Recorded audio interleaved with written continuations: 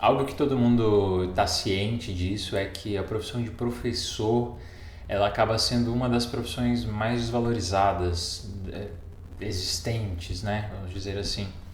Mas é aquela velha história de você falar que algo está errado, mas às vezes você faz parte do problema. Então, assim, vamos lá. Agora é um momento de desabafo aqui para relatar aquilo que eu percebo que envolve principalmente a educação superior no nosso país. Hoje, uma coisa que a gente percebe, principalmente como professor, como de alguma maneira algum gestor no ensino superior, é que os alunos eles chegam do ensino médio cada vez mais despreparados para cursar a graduação. E às vezes a gente se pergunta por que isso acontece. Eu cheguei a algumas conclusões muito, mas muito particulares. Eu gostaria de compartilhar alguma delas. Em conversas com amigos, professores do ensino médio, a gente vê o descaso por parte dos governantes. Então a gente vê a dificuldade que é de um professor reprovar um aluno, e eu já ouvi isso de um professor do ensino médio, que é muito mais fácil ele passar aquele aluno do que todo o transtorno que o próprio professor tem ao reprovar o aluno. Então, assim, existe aí uma inversão de papéis. Se o aluno não se desenvolveu, se ele não está apto para seguir adiante, a palavra do professor deveria ser o suficiente, mas não, ele precisa provar isso de todas as formas, infinitos relatórios, e às vezes isso gera ainda um problema dos pais virem querer tirar satisfação e gerar todo um transtorno. Então, levando em consideração que professores do ensino médio fundamental que lecionam naquilo que não faz parte da sua formação. Então, professores que são formados em matemática dão aula de história, professores formados em geografia dão aula de inglês e assim segue, justamente porque não se tem mão de obra e o que tem não se paga, e para você ter, não se paga de maneira adequada, né? Então, para que o professor tenha um bom salário no final do mês, ele precisa pegar diversas disciplinas, encher o currículo de matérias e assim por diante. E o que acontece é que isso vai se refletindo da forma como esses alunos saem, que vão direto para a faculdade. E quando eles chegam na faculdade, e aqui especificamente uma faculdade particular, o que acontece é que hoje uma faculdade não é vista mais como um local de ensino, mas sim como um local de dar lucro, um local de dinheiro, porque por mais que às vezes a gente vê os slogans de maneira muito, sabe, bonita, vamos dizer que o que move aquela instituição é o ato de transformar a pessoa por meio do ensino e assim por diante, seja lá qual for o slogan da faculdade, mas a verdade é que ela está lá de pé basicamente por conta do dinheiro. E quando um professor ele possui problemas, seja ele psicológico, seja ele pessoal, familiar, e talvez resolve tomar a decisão de se retirar e de sair fora, a preocupação que a gestão te apresenta é se como que eles vão resolver essa ausência, como que eles vão suprir essa falta, porque eles vão ter que contratar um outro professor e isso vai ser desgastante e tudo mais. E em nenhum momento se dão ao trabalho de se preocupar como pessoa, como você está, o que a gente pode fazer para te ajudar. E isso não é um ou outro. Isso acaba estando no meio de todos nós, eu falo isso por mim mesmo, porque cada um está preocupado em salvar o seu, cada um está preocupado em seguir adiante, e isso se reflete em toda a sociedade. Estamos cada dia mais corridos, cada dia querendo ser dono da nossa própria razão e termos mais razão e termos mais, e isso acaba sendo tão prejudicial para cada um de nós. E aí a questão do ensino superior, o que acontece é que ao dar abertura para mais pessoas, ao não ter controle principalmente, ao não ter critério, e aí assim, abrindo um parênteses aqui, graduação de ensino, graduação via EAD, né, à distância, saindo, agora foi aprovado mestrado e doutorado EAD, E eu não sou contra o ensino EAD, muito pelo contrário, eu acredito que o ensino à distância ele é o futuro e já está no nosso presente. O problema é o ensino à distância sem critério, tá? Então, pegando as palavras de um dos meus superiores, a abertura das unisquinas. Cada dia mais cada esquina você vê uma faculdade à distância que você nunca viu falar, você nunca viu o nome, ela está lá oferecendo cursos de engenharia civil, arquitetura e urbanismo, enfermagem e diversos outros cursos que você depende de uma vivência prática. Então, assim, a minha crítica com relação ao ensino superior à distância ou qualquer tipo de ensino à distância não é dele existir ou não, mas é da quantidade de critérios que se coloca, porque o que acontece? Se você tem um volume muito grande de faculdades oferecendo aquele mesmo curso, às vezes não se existe sequer uma pesquisa de mercado para ver se aquela cidade comporta isso. Então você tem 2, 3 faculdades oferecendo um curso caro, um curso que demanda um certo desprendimento, como por exemplo são os cursos de engenharia civil, direito, curso de arquitetura e urbanismo, que são cursos que demandam, ou vários outros aí, enfermagem, farmácia, tá? Mas vários outros que demandam horas e horas de estudo, que demandam pesquisa, demandam empenho, trabalho.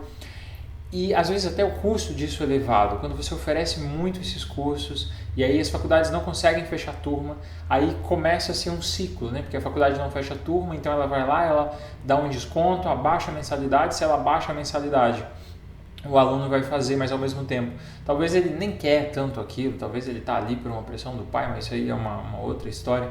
E aí, se ele abaixa o salário, ele abaixa a mensalidade, ele não tem condições de manter a mesma estrutura, que seja física, que seja profissional, e isso abaixa o salário de professor.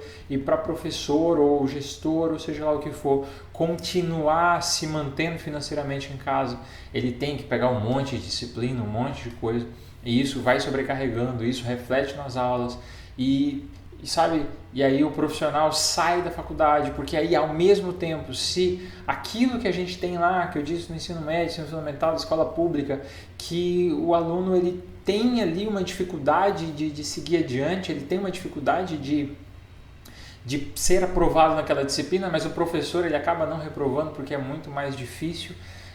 Na instituição privada, o aluno chega na gestão e ele ameaça que ele vai trancar, que ele vai transferir, que ele vai sair, e aí o professor recebe carteirada, que ele precisa rever os seus conceitos, rever os seus métodos avaliativos, e essa balança segue. O professor, que é a figura que fornece aquilo que o aluno contrata, aquilo que o aluno paga, é aquele que talvez é menos valorizado dentro de toda a estrutura, é aquele que leva paulada dos dois lados, de aluno, leva paulada de coordenadores, de todos os seus, tudo que vem acima e vem abaixo, vamos dizer assim. E aí, outra coisa envolvendo instituições particulares, o QI, o quem indica é altíssimo, e aí pessoas sem nenhuma competência assumem cargos extremamente importantes, que não sabem lidar com a situação, geram um desgaste enorme e a roda só gira, sabe? E essa roda só gira. Indo para o lado das instituições públicas, né? Recentemente teve aí o anúncio de corte de orçamento para as universidades. Estão falando em 30%, mas acho que depende de cada instituição, e não duvido que isso seja talvez uma jogada para aumentar o número de fiéis, aumentar o número de ProUni, porque as instituições recebem por isso. E seja lá qual governante for, seja lá Bolsonaro, se é Temer, se é Lula, se é Dilma, se é Fernando Henrique Cardoso, Collor, não interessa. A questão é que isso não depende do nosso presidente, isso na verdade está muito mais nas mãos de todo o corpo de Senado, deputados, ministros e toda a laia lá em cima. A questão é que, infelizmente, o segmento de educação no Brasil, aquele que é mais importante, aquele que os países desenvolvidos já mostraram isso, que o país só vai para frente com desenvolvimento, com investimento em educação, com investimento na capacitação de qualidade dos jovens, do seu povo.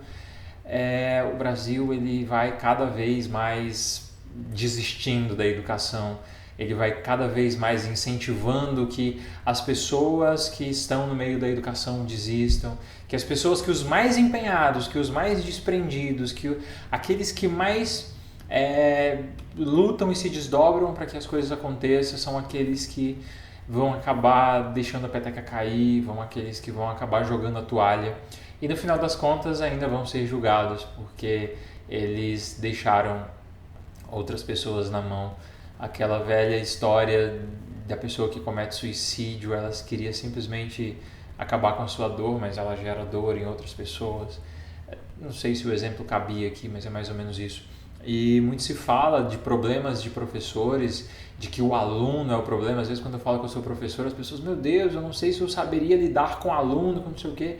Existem sim problemas, existem às vezes uma não falta de reconhecimento, porque eu encaro a docência como o aluno está contratando aquele serviço e eu nada mais nada menos tenho a obrigação de que fornecer aquilo com a melhor qualidade e competência possível. Mas existem sim alguns atritos entre aluno e professor, mas a grande verdade é que isso é o de menos. O que acontece nas entrelinhas, o que acontece em toda a máquina girando, seja na gestão, seja algo que às vezes não está nem ao nosso alcance. E esses são um dos maiores problemas gerados e eu fico extremamente triste com isso, extremamente triste, porque eu amo meu país, eu amo o local onde eu moro e ver isso acontecendo, ver pessoas querendo ir embora, ver pessoas querendo mudar de vida e não vendo esperança no estudo. Hoje quem tem um ensino superior não é sinônimo algum de ter emprego garantido, de ter uma vida garantida financeiramente falando, principalmente por conta da defasagem da qualidade, por conta da ausência de fazer um aluno pensar. E eu vivencio isso dentro da arquitetura, o que me frustra muito, me deixa muito triste. A arquitetura é um curso tão rico, que estuda sociologia, deveria pelo menos, estuda história, tem todo o pensamento crítico em cima de uma obra, em cima da cidade, livros, pensadores fantásticos, e você vê profissionais que estão lá dispostos a ensinar outros alunos que menosprezam a arquitetura a simples renders, a uma simples perfumaria, e tentar ali aliviar a dor de um futuro que poderia ser promissor e oferecer a oportunidade daquele aluno talvez a ganhar uns troquinhos ali enquanto ele está na graduação. Isso sim é triste. É triste você ver profissionais que menosprezam isso, que aceitam as coisas como estão, que se permitem seguir adiante na média, na mediocridade e simplesmente deixando a roda girar. E eu fico ainda mais triste em saber que eu faço parte e não sei o que fazer. Consigo, às vezes, dentro da minha sala de aula, levar isso até os meus alunos. Nem todos abrem os braços e acolhem algumas coisas e infelizmente isso gera desânimo, isso gera uma quebra de expectativa, porque assim como eu disse, né, se o aluno me paga para oferecer o ensino, nada mais justo do que eu oferecer o ensino para ele. E quando eu vou além e ofereço mais do que eu deveria, eu esperava no mínimo que ele acolhesse isso, mas às vezes isso não acontece, e o professor se frustra, e o professor entra em depressão, o professor precisa fazer terapia, e aí ele trabalha mais para pagar o psicólogo, e graças a Deus que os psicólogos existem, e é isso. Fico muito triste, mas espero que eu esteja errado, na minha perspectiva, e que as coisas mudem, e principalmente que mudem para melhor.